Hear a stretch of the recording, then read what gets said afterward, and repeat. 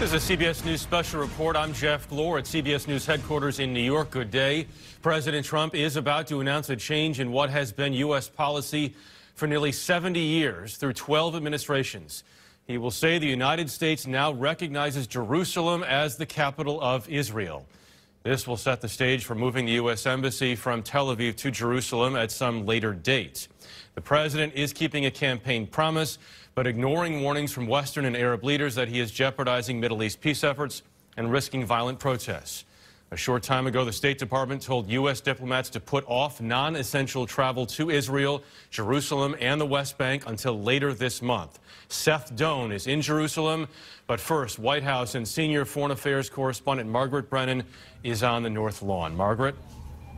Jeff, this is a significant decision by President Trump to follow through on what he will say is a campaign promise to move the U.S. Embassy. But that will not happen right away. We are a good 3 to 4 years from any new embassy being built. No plans have been made to actually do it. What you will hear the president say, though, will have significant implications for U.S. security and national policy. And that is recognizing Jerusalem as the political capital of Israel. It has been contested not only by the three major religions of the world, but between Palestinians and Israelis who both claim it as the capital of their state. The White House will say the president's merely recognizing the political reality that all the federal buildings are operating out of there for the Israeli state. But make no mistake, every single U.S. diplomatic post across the Muslim world right now is bracing for the impact, potential violence, and what will undoubtedly be an impact on foreign policy. From the King of Saudi Arabia to the ruler of Turkey,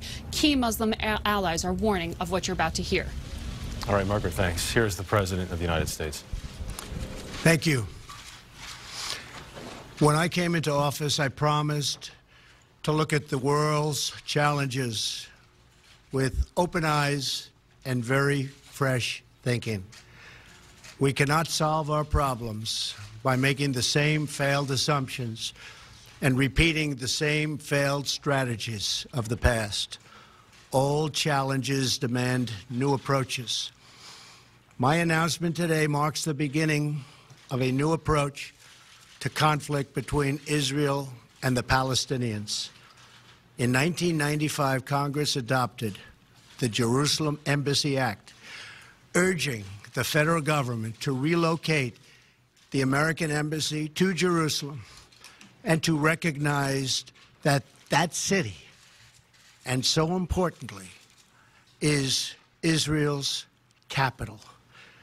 This act passed Congress by an overwhelming bipartisan majority and was reaffirmed by a unanimous vote of the Senate only 6 months ago. Yet for over 20 years, every previous American president has exercised the law's waiver, refusing to move the U.S. Embassy to Jerusalem or to recognize Jerusalem as Israel's capital city. Presidents issued these waivers under the belief that delaying the recognition of Jerusalem would advance the cause of peace. Some say they lacked courage, but they made their best judgments based on facts as they understood them at the time. Nevertheless, the record is in.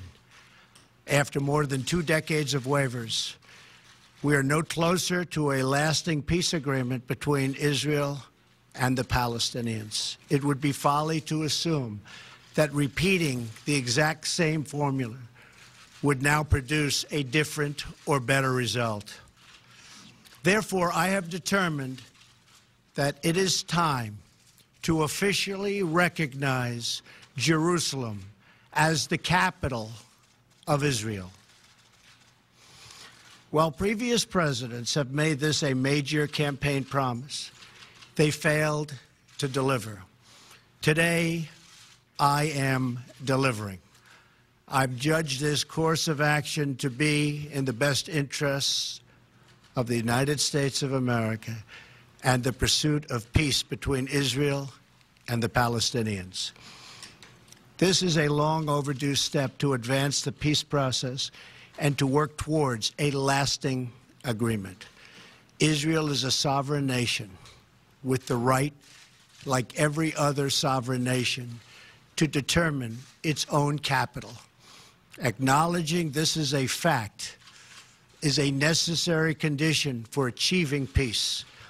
It was 70 years ago that the United States, under President Truman, recognized the State of Israel. Ever since then, Israel has made its capital in the city of Jerusalem, the capital the Jewish people established in ancient times. Today, Jerusalem is the seat of the modern Israeli government. It is the home of the Israeli parliament, the Knesset, as well as the Israeli Supreme Court. It is the location of the official residence of the Prime Minister and the President. It is the headquarters of many government ministries. For decades, visiting American presidents, secretaries of state, and military leaders have met their Israeli counterparts in Jerusalem, as I did on my trip to Israel earlier this year. Jerusalem is not just the heart of three great religions, but it is now also the heart of one of the most successful democracies in the world. Over the past 7 decades, the Israeli people have built a country where Jews, Muslims, and Christians, and people of all faiths are free to live and worship according to their conscience and according to their beliefs. Jerusalem is today and must remain a place where Jews pray at the Western Wall, where Christians walk the stations of the cross, and where Muslims worship at Al-Aqsa Mosque. However, through all of these years, presidents representing the United States have declined to officially recognize Jerusalem as Israel's capital. In fact, we have declined to acknowledge any Israeli capital at all. But today we finally acknowledge the obvious, that Jerusalem is Israel's capital. This is nothing more or less than a recognition of reality. It is also the right thing to do. It's something that has to be done. That is why, consistent with the Jerusalem Embassy Act, I am also directing the State Department to begin preparation to move the American Embassy from Tel Aviv to Jerusalem. This will immediately begin the process of hiring architects, engineers, and planners so that a new embassy, when completed, will be a magnificent tribute to peace. In making these announcements, I also want to make one point very clear. This decision is not intended in any way to reflect a departure from our strong commitment to facilitate a lasting peace agreement. We want an agreement that is a great deal for the Israelis and a great deal for the Palestinians. We are not taking a position of any final status issues, including the specific boundaries of the Israeli sovereignty in Jerusalem or the resolution of contested borders. Those questions are up to the parties involved. The United States remains deeply committed to helping facilitate a peace agreement that is acceptable to both sides. I intend to do everything in my power to help forge such an agreement. Without question, Jerusalem is one of the most sensitive issues in those talks. The United States would support a two-state solution if agreed to by both sides. In the meantime, I call on all parties to maintain the status quo at Jerusalem's holy sites, including the Temple Mount, also known as Haram al-Sharif. Above all, our greatest hope is for peace. the universal yearning in every human soul. With today's action, I reaffirm my administration's longstanding commitment to a future of peace and security for the region. There will, of course, be disagreement and dissent regarding this announcement. But we are confident that ultimately, as we work through these disagreements, we will arrive at a peace and a place far greater in understanding and cooperation. This sacred city should call forth the best in humanity, lifting our sights to what it is possible, not pulling us back and down to the old fights that have become so totally predictable. Peace is never beyond the grasp of those willing to reach it. So today we call for calm, for moderation, and for the voices of tolerance to prevail over the purveyors of hate. Our children should inherit our love, not our conflicts. I repeat the message I delivered at the historic and extraordinary summit in Saudi Arabia earlier this year. The Middle East is a region rich with culture, spirit, and history. Its people are brilliant, proud, and diverse, vibrant, and strong. But the incredible future awaiting this region is held at bay by bloodshed, ignorance, and terror. Vice President Pence will travel to the region in the coming days to reaffirm our commitment to work with partners throughout the Middle East to defeat radicalism that threatens the hopes and dreams of future generations. It is time for the many who desire peace to expel the extremists from their midst. It is time for all civilized nations and people to respond to disagreement with reasoned debate, not violence. And it is time for young and moderate voices all across the Middle East to claim for themselves a bright and beautiful future. So today, let us rededicate ourselves to a path of mutual understanding and respect. Let us rethink old assumptions and open our hearts and minds to possible and possibilities.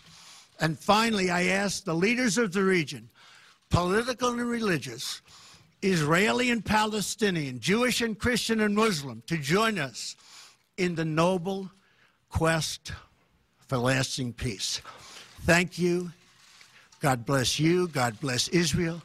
God bless the Palestinians. And God bless the United States. Thank you very much. Thank you. All right, the President of the United States speaking there, saying Jerusalem is not just the heart of three great religions, but it's also now the heart of one of the most successful democracies in the world, as he talks about why he believes the U.S. needs to recognize Jerusalem as the capital of Israel and later to move the U.S. Embassy from Tel Aviv to Jerusalem. The President also said there will, of course, be disagreement and dissent regarding this announcement. But we are confident that ultimately, as we work through these disagreements, we will arrive at a place of greater understanding and cooperation. Seth Doane is in Jerusalem right now. Seth, what are you hearing on the ground? This is absolutely a statement that many Israelis will be applauding, that many say is long overdue. We sat down with the mayor of Jerusalem today, and he said that this was something that hearing an American president, a U.S. president, saying this was an important step toward peace, and he said it was something long overdue. Now, people will be listening very carefully, of course, to what the president said, in particular on that comment he made about the final status. He said, we're not trying to make any sort of statement about the final status of this city, but on the other side, the Palestinians say, simply by coming out behind Israel on this, you are already scuttling the chance for peace. So the real fear here, of course, is violence. Just behind me here is the old city of Jerusalem. That is now off limits to U.S. government officials in most cases because there is a fear of violence breaking out. We've already started to see protests on the streets in Gaza and Palestinian groups calling for a so-called day of rage. So that is the real fear here with this statement in the Middle East. Jeff? Seth Doane, thank you very much. Back to Margaret Brennan, if we could. Margaret, you said it. I mean, the president dives into one of the most intractable conflicts in history. What stood out to you about this speech? Well, he said he was sort of braver than all past presidents in deciding to sign that piece of paper, though he made the same decision the past have, which is to keep the U.S. Embassy in Tel Aviv. But the words he used there were significant in saying we are, as a country, picking a side here, determining that Jerusalem is the political capital of Israel. And as Seth just said it, that does predetermine the outcome of any potential negotiation, as not giving the Palestinians a shot at negotiating it as their capital. The president was really trying to thread a diplomatic needle here, say he's delivering on a campaign promise that will please so many of those evangelical voters who were so key to him winning the White House. It was a deliberate stagecraft there to have Vice President Mike Pence standing right over his shoulder, someone who is deeply religious and is definitely going to communicate the symbolism of this decision when he goes to the region later this month. But this was a domestic policy decision. This was rewarding the people who voted for President Trump, including some of those hardline right-wing pro-Israel supporters who came out in favor of Donald Trump, including some major donors there. So he is checking that box, but also really changing the calculus for his own son-in-law, Jared Kushner, who he has charged with negotiating some kind of peace process. But as the president said at the top of his remarks, Jared Kushner has had no success thus far with any kind of peace process. The White House says he hasn't even presented a proposal yet. And so the president is saying here, we're rolling the dice. Let's see. Let's break from past 70 years of precedent. Let's break away from the idea that we could negotiate a settlement over Jerusalem and say we're recognizing it and see if there is any ability to have a peace process after it. But really, Jeff, what we're watching as well is the national security experts around the president cautioned him strongly not to do this. Vice President Pence supported him. UN Ambassador Nikki Haley said go ahead. But when it came to the defense secretary and the Secretary of State, they were first and foremost worried about the ramifications for those key Muslim allies who are going to be alienated by this decision. And we need in that war against terrorism, as the president would say. It will also have huge ramifications for any kind of immediate peace process and the security of U.S. personnel. You're already seeing alerts go out to diplomatic posts, and I am told that that threat level will be raised later today because this is so incendiary.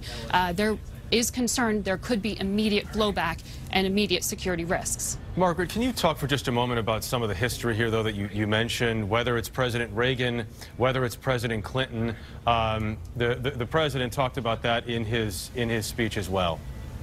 Right. Well, he was saying there that, look, the U.S. Congress decided long ago that this should be recognized as a political capital, but every president keeps signing pieces of paper saying, wait a second, let's not move the embassy or actually do that, effectively stopping it. The president today signed that same piece of paper, but what he's saying is that he's starting the wheels in motion to do what past presidents have decided it was not a good idea to do. He is making a decision that will enrage many on the streets of Arab and Muslim capitals. He is doing something that past presidents may have campaigned promising to do, but once they got into that Oval Office and received advice from their national security advisors, decided it was not in the best U.S. national security interest to do. So that's what he was talking about and saying, unlike Reagan, unlike others, I'm actually going to do this. I have the commitment to go ahead with this, but we will see what the ramifications will be now.